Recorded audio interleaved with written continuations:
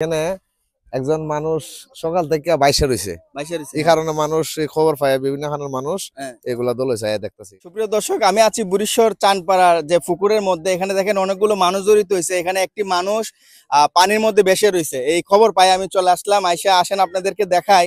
এ দেখেন প্রচুর মানুষ কিন্তু এদিকে কিন্তু প্রচুর মানুষ, সবাই কিন্তু দেখতে আসছে যে একটি মানুষ বাইসে রয়েছে। আমি যদি একটু ক্যামেরাকে জুম করে দেখাও, যে সকাল থেকে একটা মানুষ পুকুরের মধ্যে ভেসে রয়েছে। আসলে উনি কে বা কারা কেউ জানে না।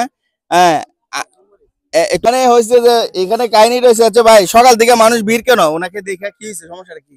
সমস্যাটা বলতে এখানে একজন মানুষ সকাল থেকে বাইসে রয়েছে, এই কারণে মানুষ এই খবর পায়, বিভিন্ন খানের মানুষ এগুলা দলে যায় দেখতেছি।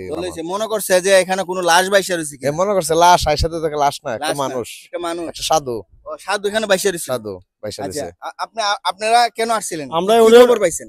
ওই লাশ দেওয়া পাইলাম, মানুষটা বাইসে রয়েছে। আমরা আইসাই দেখতাছি উনি একটু সাধনা আছে তার, সাধনা মানুষের দেখবার লেগে আইসে, তার একটু তেল পরে পানি পরে দেয়, উনি দেখবার লেগে মানুষের আইসে একটু। কিন্তু এখানে প্রায় কয়েক ঘন্টা পর্যন্ত, প্রিয় দর্শক আমি যদি একটু জুম করে দেখাই, দেখেন এইভাবে কিন্তু বেসে রয়েছে কয়েক ঘন্টা পর্যন্ত সকাল থেকে। এখন মানুষগুলো দেখা ভাবছে যে সারা দেশে তো একটা আতঙ্ক চলতেছে, কোনো লাশ টাশ কিনা।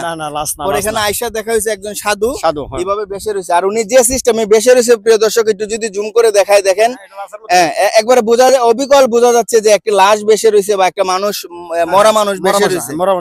কিন্তু ঘন্টার পর ঘন্টা এইভাবে দাঁড়ানো ছিল। ওখানে মনে করে দেখলে মনে লাশ হয়, কিন্তু লাশ না, আসলে কথাবার্তা কইতে পারে, সাধু মানুষ কথাবার্তা কইতে পারে। দেখেন আমাদের এলাকায় যেহেতু নাসিরনগরের মধ্যে একের পর এক লাশ ভেসে উঠছে, নদী থেকে, পানি থেকে বা বিভিন্ন জায়গা থেকে লাশ পাওয়া যাচ্ছে, তাই বুড়িশ্বর গ্রামে মানুষ দেখেন কতগুলো মানুষ জড়িত হয়েছে।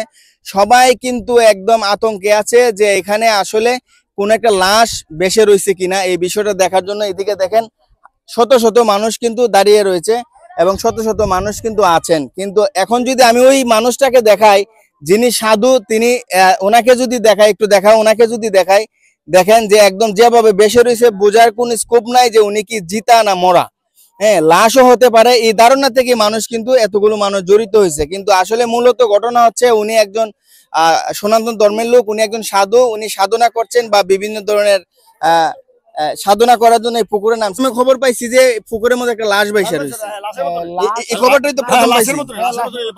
আর এখন যে অবস্থায় উনি আছে লাশের মধ্যে দেখা সাধনা যুক্ত মানুষ। আচ্ছা, তাই যে সাধনা করতে পানির মধ্যে আত্মা সব উপর জোর রাখিয়া সাধনা করতে, এটা কি সাধারণ মানুষের পক্ষে সম্ভব? না, এগুলো তো সাধারণ মানুষের অবশ্যই সাধক মানুষ। এরকম যে একটা আতঙ্ক ছড়াইছিল যে বুড়িশ্বর চানপাড়ার খেলার মাঠের পাশে যে পুকুর আছে, এখানে একটি লাশ ভেসে রয়েছে, এই খবর শুনে কিন্তু আমি আসছি। এই খবর সবাই শুনছে, আর যেহেতু চারিদিকে যেহেতু এরকম ঘটনা ঘটছে, তো এটা অস্বাভাবিক কিছুই না। তো এখানে আসার পরে দেখা গেছে যে না, এখানে লাশ ভেসে রয়েছে না, এখানে একজন সাধু তার সাধনা করছেন। তিনি একবার আপনাদের সাথে কথাও বলে গেছেন নাকি? কয় ঘন্টা পর্যন্ত পানিতে ছিলেন মনে করেন এভাবে?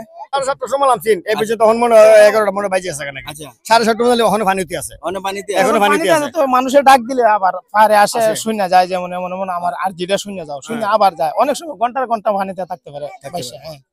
প্রিয় দর্শক, তাহলে আতঙ্ক হওয়ার কিছুই নাই। এখানে যে একটি মানুষ পানির মধ্যে বেসে রয়েছিল, তিনি কিন্তু আসলে মৃত মানুষ না বা কোন মৃত মানুষের দেহ না, কিছুই না, উনি একজন সাধক মানুষ।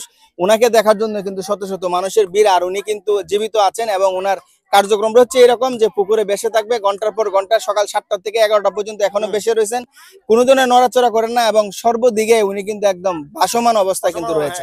দেখবেন আতঙ্কের কিছুই নাই, উনি জীবিত মানুষ। সবাই ভালো থাকুন, সুস্থ থাকুন, আসসালামু আলাইকুম।